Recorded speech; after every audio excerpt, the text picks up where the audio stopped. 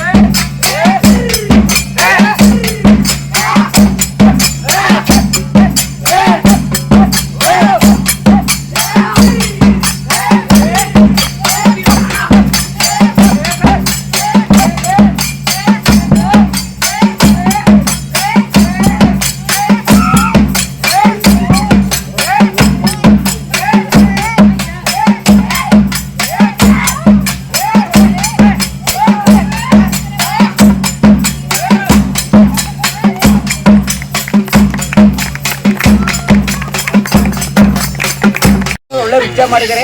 ಒಂದ್ಸರಿ ಜೋರಾಗಿ ಚಪ್ಪಳ ಹಾಕ್ಬಿಡೋಣ ನಮ್ಮ ಬಳಗದವರಿಗೆ. ಒಳ್ಳೆ ನೃತ್ಯ ಮಾಡಿದ್ದಾರೆ.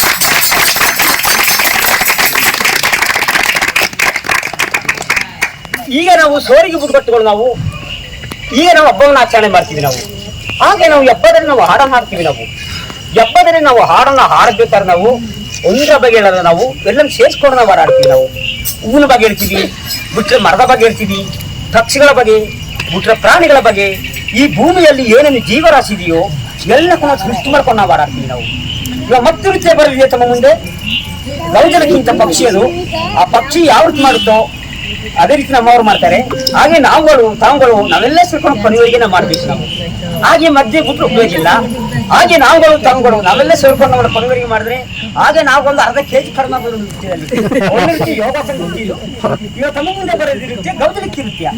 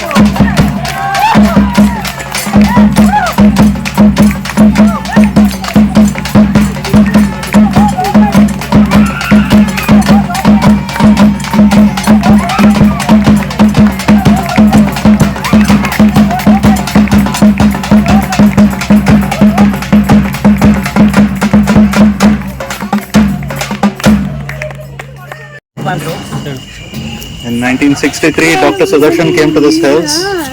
ಆವಾಗ ನಮ್ಮ ಆ ಟೈಮಲ್ಲಿ ನಮ್ಮ ಸೋರಿಗೆ ಬಿಡುವಾಗ ಏನು ವಿದ್ಯಾಭ್ಯಾಸ ಏನು ಗೊತ್ತಿರಲಿಲ್ಲ.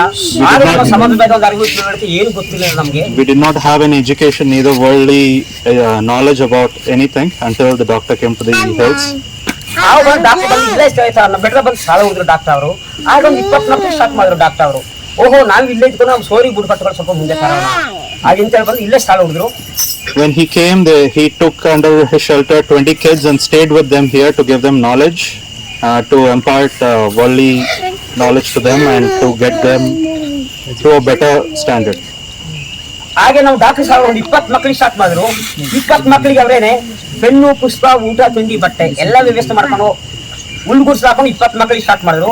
ಹಂಗೆ 3-4 ವರ್ಷಕ್ಕೆ ಒಂದು 6-7 ಮಕ್ಕಳಿಗೆ ನಮ್ಮ ಡಾಕ್ಟರ್ ಸಾಹೇಬ್ ವಿದ್ಯಾಭ್ಯಾಸ ಕೊಟ್ಟರು ಇಲ್ಲೇ. For those 20 kids, he provided them with books, pen, paper, and food, and that grew up to become 600 kids, and 3 to 4 year in the 3 to 4 year period of time. ಹಿಂದೆ ನಮಗೆ ಆ ಟೈಮಲ್ಲಿ ಸಹಕಾರ ಏನು ಮಾಡ್ತಿರಲಿಲ್ಲ ನಮಗೆ. ಇತ್ತೀಚೆಗೆ ಮಾತ್ರ ಸಹಕಾರ ಮಾಡ್ತಿದ್ವಿ. ಈ ಮಟ್ಟಕ್ಕೆ ಬರಬೇಕಾದ್ರೆ ನಮ್ಮ ಡಾಕ್ಟರ್ ಸುದರ್ಶನ್ ಅವರ ಕಾರಣ ನಮಗೆ. The government did not do anything for us during that time. Since the past 30 years is when the government started to act towards us. Since then, Dr. Sudarshan has been our ray of hope. ಆಗ ಒಂದು ಸಂಸ್ಥೆ ಕಟ್ಟಿದ್ದಾರೆ, ಸ್ವಾಮಿ ವಿವೇಕಾನಂದ ಗಿರಿಜನ ಕಲ್ಯಾಣ ಕೇಂದ್ರ ಅಂತ. ಈಗ ಕೂಡ ನಮ್ಮ ಮಕ್ಕಳು ಅಲ್ಲೇ ಹೋಗ್ತಿದ್ದಾರೆ. So he built an institution for us for the tribal welfare and education called VGKK, and that is where even I studied, and my kids are going there as well. ಇವಾಗ ನಾವು ಈ ಮಟ್ಟಕ್ಕೆ ಬರ್ಬೇಕಾದ್ರೆ ನಮ್ಮ ಡಾಕ್ಟರ್ ಆಗ ನಮ್ಮ doctor Sudarshan ಅವರ ಕಾರಣ ನಮಗೆ.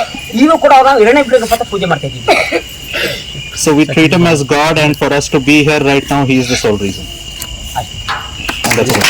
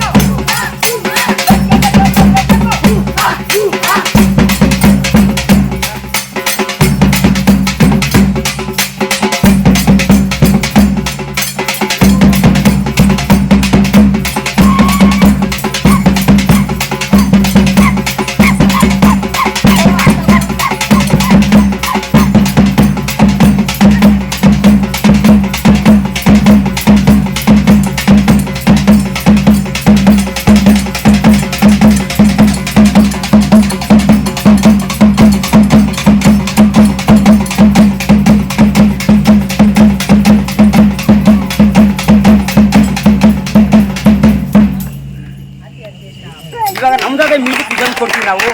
ಎಲ್ರು ಇಷ್ಟ ಬಂದ್ರೆ ನೃತ್ಯ ಮಾಡ್ಬೋದು ಸರ್. ಇವಾಗ They're going to give the music.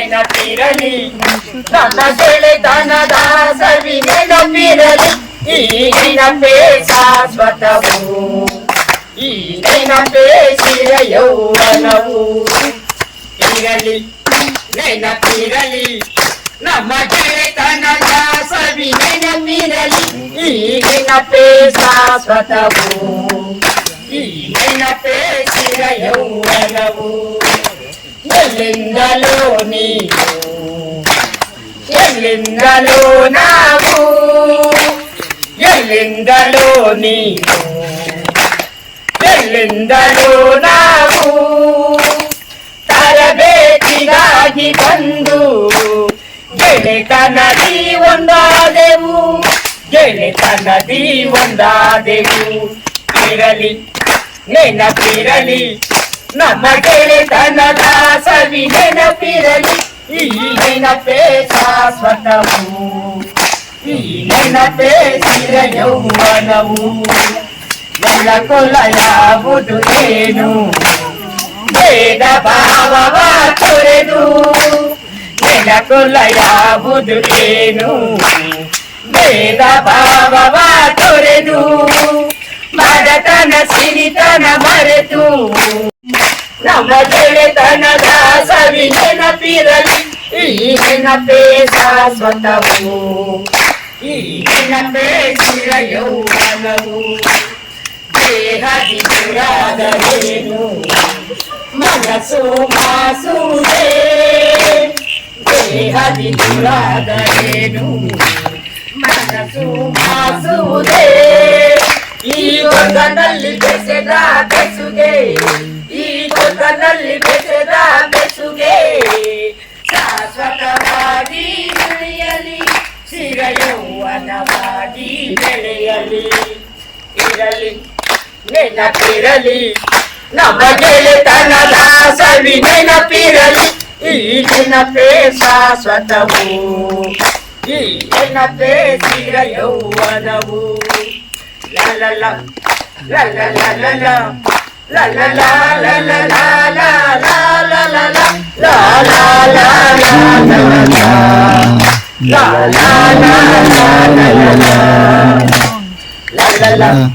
la la la la la la